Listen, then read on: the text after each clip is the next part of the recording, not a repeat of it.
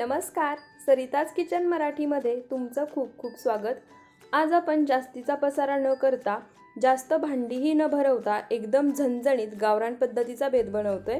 त्यासाठी इथे मी एक मोठं भरीत बनवण्यासाठी आपण वांग घेतो. ते घेतलं आहे.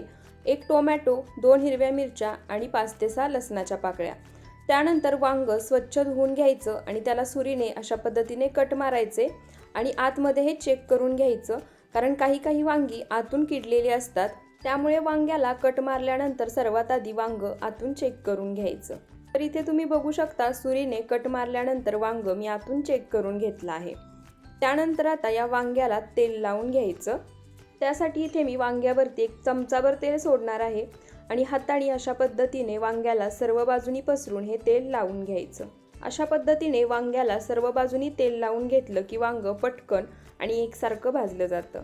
वांग्याला सर्व बाजूनी तेल लावून झालं की आता वांग्याला आपण जे कट मारून घेतले आहेत त्यामध्ये अशा पद्धतीने सर्व बाजूनी लसूण आणि हिरवी मिरची भरून घ्यायची.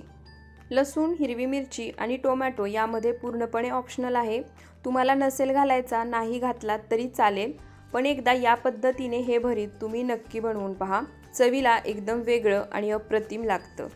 आता हे वांग आणि टोमॅटो आपण भाजून घेऊयात. त्यासाठी गॅसवरती आपण ज्या बाजूला वांग आणि टोमॅटो भाजून घेणार आहोत त्या बाजूला फॉईल पेपर लावून घेतलाय. म्हणजे वांग आणि टोमॅटो भाजून घेत असताना त्याचा जो कचरा पडतो तो या फॉईल पेपरवरती पडतो आणि गॅस अजिबात खराब होत नाही. त्यानंतर गॅस चालू करायचा, त्यावरती एक जाळी ठेवायची आणि जाळीवरती वांग आणि टोमॅटो ठेवायचं. त्यानंतर वांग आणि टोमॅटो गोल गोल फिरवत अशा पद्धतीने भाजून घ्यायचे. वांग आणि टोमॅटो भाजून घेत असताना लक्षात ठेवा, गॅसचा फ्लेम मीडियम टू हाय ठेवायचा. पूर्णपणे लो करून हे भाजून घ्यायचं नाही. तर इथे तुम्ही बघू शकता, अलटीपलटी करत आणि गोल फिरवत हे वांग आणि टोमॅटो भाजून घ्यायचे आहेत. तर इथे तुम्ही बघू शकता, टोमॅटो एकदम छान आणि खरपूस असं भाजून झालंय. आता हे टोमॅटो एका डिशमध्ये काढून घ्यायचं. वांग मला थोडंसं कच्चं वाटतंय, त्यामुळे आणखी 2 ते 3 मिनटं हे वांग मी अशाच पद्धतीने भाजून घेणार आहे. तर इथं वांगही मी 2 ते 3 मिनटं आणखी भाजून घेतलं आहे आणि तुम्ही बघू शकता, चमचा अलगद आतमध्ये जातोय, म्हणजे वांगही एकदम मस्त भाजले. आता हे भाजलेलं वांगही एका ताटामध्ये काढून घेऊयात. आता हे वांग आणि टोमॅटो पूर्णपणे थंड करून घ्यायचे आणि टोमॅटो वांग थंड होते तोपर्यंत आपण भाकरी करून घेणार आहोत. त्याआधी मी तुम्हाला दाखवते, आपण वांग आणि टोमॅटो भाजून घेण्याआधी यावरती फॉईल पेपर लावला होता आणि ते भाजून झाल्यानंतर तुम्ही बघू शकता, जो काही कचरा होता तो फॉईल पेपरवरतीच पडला आहे. फॉईल पेपर काढल्यानंतर तुम्ही बघू शकता, गॅस जसा होता तसा आहे, अजिबात खराब झाला नाही. तर तुम्हीही वांग भाजून घेताना ही ट्रिक नक्की वापरा. आता आपण भाकरी बनवून घेऊयात. तर त्यासाठी मी गॅसवर आधीच तवा गरम करायला ठेवला आहे. त्यानंतर एका परातीमध्ये मी चाळण घेतली आहे आणि 2 ते 3 भाकरी बनवण्यासाठी पीठ लागेल तेवढं पीठ मी हाताने मोजून यामध्ये घेणार आहे. तुम्ही ते तुम्हाला जेवढ्या भाकरी बनवायच्या आहेत त्या क्वांटिटीनुसार पीठ घेऊ शकता. त्यानंतर पीठ चाळून घ्यायचं आणि पिठामध्ये जो चोथा आहे तो बाजूला काढायचा. त्यानंतर चाळून घेतलेल्या पिठातलं थोडंसं पीठ मी बाजूला काढून घेणार आहे. हे पीठ नंतर वापरायचं आहे. त्यानंतर पीठ मळण्यासाठी मी इथे पातेल्यामध्ये पाणी घेतलं आहे. आता यातलं थोडं पाणी या पिठामध्ये घालायचं आणि आपण जसं भाकरीसाठी पीठ मळून घेतो तसं पीठ मळून घ्यायचं.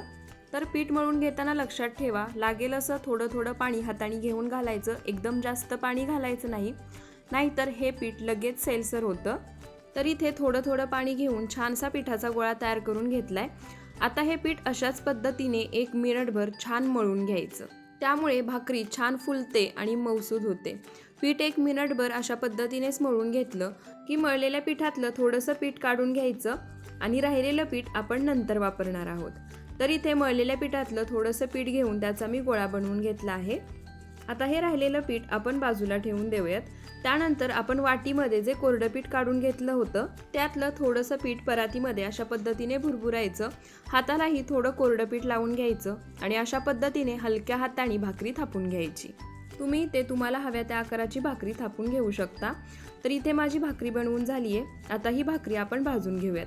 जसं की मी तुम्हाला आधी सांगितलेलं, मी तवा आधीच गरम करायला ठेवला होता, त्यामुळे तवा गरम झाला आहे. आता थापून घेतलेली भाकरी तव्यावर घालायची आणि अशा पद्धतीने भाकरीला वरच्या बाजूनी पाणी लावून घ्यायचं. भाकरीला वरच्या बाजूनी पाणी लावून घेतलं की भाकरी लगेच पलटायची नाही. त्याआधी भाकरीवरचं सर्व पाणी सुकून द्यायचं आणि त्यानंतरच भाकरी पलटी करायची.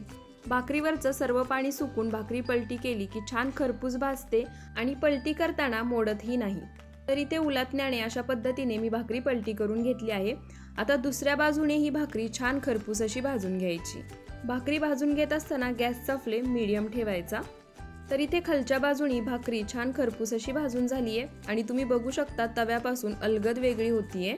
इथे मध्यभागी भाकरी छान भाजली गेली आहे, पण बाजूनी थोडीशी कच्ची वाटतीये.